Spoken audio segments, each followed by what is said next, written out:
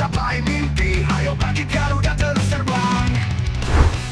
Perjuangan timnas Indonesia U17 di Piala Asia sayang sekali harus terhenti di babak 8 besar. Yap, kekalahan 6-0 atas Korea Utara sedikit banyak membuka mata jika tim ini memang masih banyak catatan. Tentu kita nggak boleh lupa kalau pemain-pemain ini masih sangat muda. Sehingga ketimbang menghujat adik-adik serta tim kepelatihan yang udah berjuang, ada baiknya mendingan kita move on dan tetap memberikan semangat karena biar gimana pun ada Piala Dunia yang so pasti levelnya jauh lebih tinggi. Jelas Pak Erik paham betul kalau tim ini meskipun secara pondasi udah terbentuk, namun untuk bersaing di level tertinggi, suka tak suka, dibutuhkan pemain-pemain dengan kualitas yang paling enggak seperti Matthew Baker. Itulah kenapa ada kemungkinan buat Pak Erik serta Coach Nova dalam evaluasi nanti untuk memasukkan beberapa pemain baru di posisi-posisi yang memang dianggap krusial. Dan sejauh ini, udah ada 4 nama yang terpantau serius terbuka apabila PSSI menghubungi secara intens. Sesuatu yang kemudian dirasa kalau ini adalah respon positif karena memang faktanya, tim ini masih perlu tambahan vitamin buat bertarung di top level terutama ketika melawan tim yang punya intensitas gila-gilaan macam Korea Utara. Ayo Garuda kita bisa terus berjuang tanpa henti. Di puncak tertinggi raih mimpi. Dunia lihat semangat kami. Go!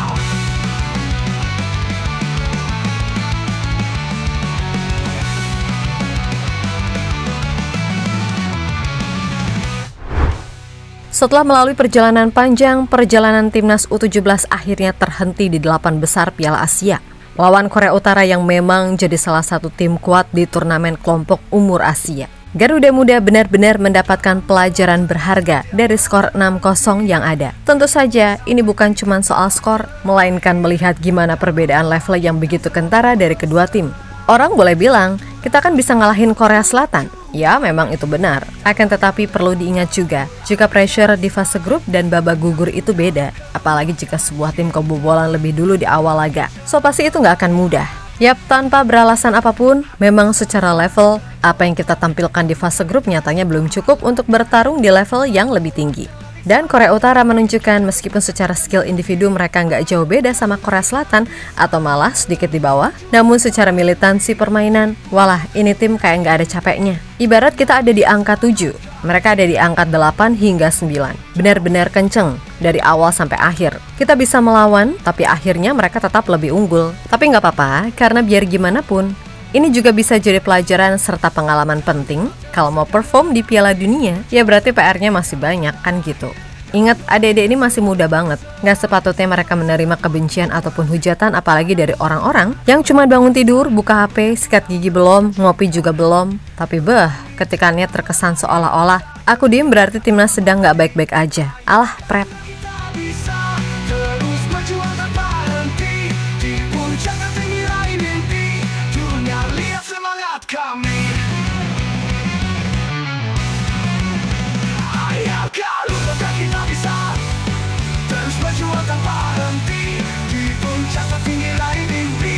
Dunia lihat semangat kami. Go!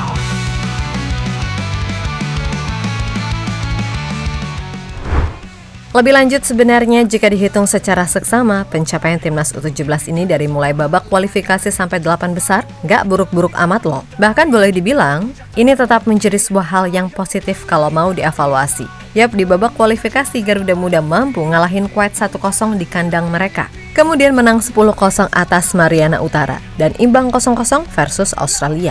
Nah, di fase grup, Indonesia mampu menang 1-0 atas Korea Selatan, 4-1 atas Yaman, dan 2-0 atas Afghanistan. Lalu di babak 8 besar barulah kalah 6-0 atas Korea Utara. Yang mana kalau di total, berarti Indonesia udah melakoni 7 pertandingan, meraih 5 kemenangan, 1 kali imbang, dan 1 kekalahan. Selain itu, Indonesia juga sukses mengunci 1 tiket Piala Dunia U17 serta kalahnya itu di 8 besar Asia. Jadi atas dasar apa kita harus menghujat mereka hanya karena 1 kekalahan? Ya memang skornya 6-0.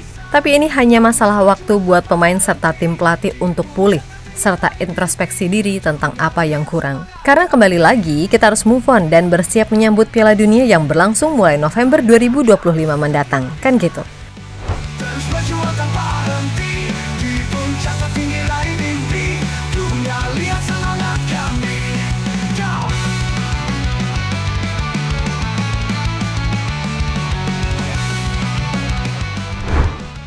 Sementara itu kekalahan ini sudah pasti menjadi catatan juga bagi PSSI tentang apa sih yang kurang dari tim ini, dan so pasti kebutuhan pemain keturunan nggak akan bisa dipungkiri. Karena memang untuk bersaing di level tertinggi, kita nggak mungkin stuck pada pemain yang ada. Terlebih kompetisi usia muda di negeri ini belum full reguler seperti negara Eropa, sehingga pastinya berat untuk berbicara banyak di Piala Dunia kalau cuma ngandelin pemain yang cuma main di liga kelompok umur yang formatnya macam turnamen.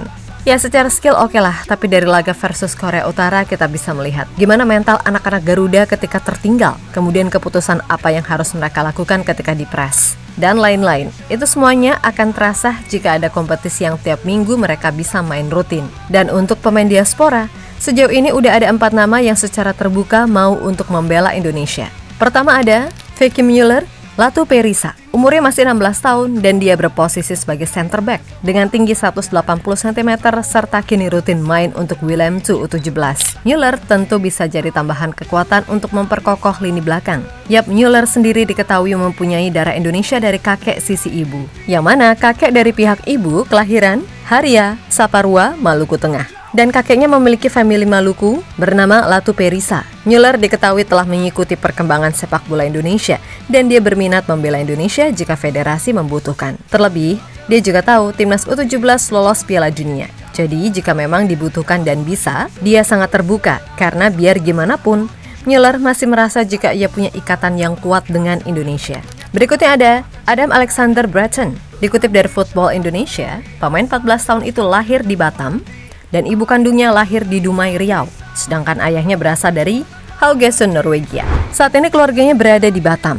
Dan pemain yang bisa main di nomor 10 dan winger kanan itu tercatat bermain untuk klub akademi Avaldsnes IL atau Torvastad IL. FYI aja nih, klub akademi Avaldsnes IL atau Torvastad IL merupakan klub akademi gabungan dari 2 klub. Jadi Adam bisa berpindah-pindah saat latihan. Dan memang kompetisi akademi di Norwegia itu terpisah dengan kompetisi kasak klub profesional atau klub senior. Jadi ya itu hal yang normal di sana. Keren nih. Selanjutnya ada Noah Steenbergen, penyerang 15 tahun yang kini main di CSW 28 dari usia 5 tahun hingga sekarang. Yap, Noah memiliki darah keturunan Indonesia dari ibu kandungnya yang berasal dari Bandung. Walaupun sayangnya Noah dan ibunya sudah tidak punya paspor Indonesia alias hanya paspor Belanda. Tapi nggak apa-apa, mengingat ini anak masih sangat muda, jadi ya prosesnya nggak akan ribet. Lagi pula, meskipun umurnya masih 15 tahun, dia merupakan salah satu penyerang yang potensial dengan tinggi 180 cm. Selain itu, Noah juga punya speed serta finishing yang mumpuni bagi pemain seusianya. Dan itu terlihat dari beberapa momen cara dia mencetak gol, yang mana ia tampak tenang terutama ketika 1 lawan 1 dengan kiper. Itulah kenapa Noah akan jadi aset penting bagi penyerang timnas Indonesia andai bisa memperkuat Garuda di Piala Dunia U17 nanti.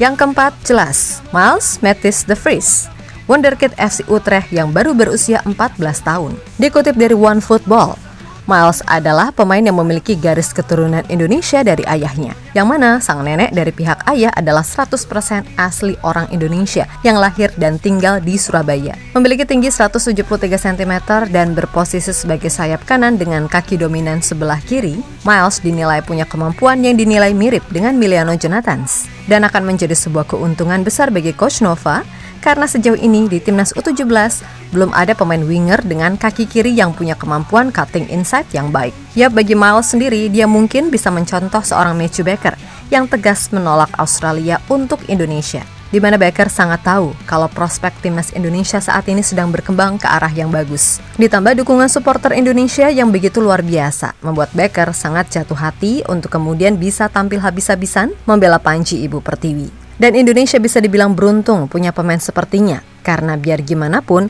Baker yang masih berusia 15 tahun, kini udah rutin main di Melbourne City U23, yang mana artinya ia harus melawan pemain-pemain yang umurnya jauh di atasnya. Nah, dari pengalaman Baker kembali lagi, ini bisa jadi pertimbangan bagi Miles untuk memilih Indonesia. Apalagi timnas U17 so pasti main di Piala Dunia, sedangkan Belanda enggak. Jadi apabila ia gabung dan main bagus, maka secara simbiosis mutualisme, ia juga akan mendapatkan imbas yang bagus buat karirnya.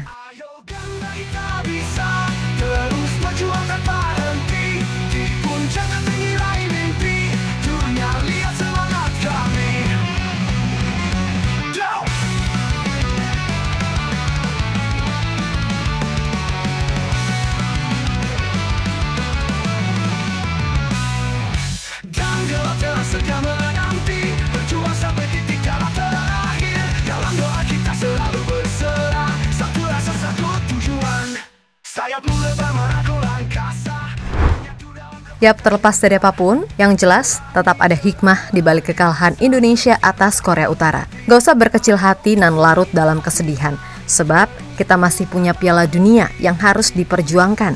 Toh kalian semua elemen Timnas U17 udah berjuang habis-habisan, mengorbankan banyak hal untuk bisa sampai di titik sekarang ini, yang mana gak semua orang bisa melakukannya. Untuk itu, tetap bangga sama diri kalian. Tegakkan kepala dan pulang dengan rasa bangga. Dan buat Coach Nova serta PSSI, moga-moga aja ada kabar bagus dari hasil evaluasi.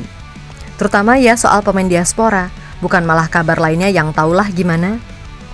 Untuk itu sekali lagi, buat semua elemen Timnas U17, tetap semangat dan sukses selalu. Oke, kita Garuda.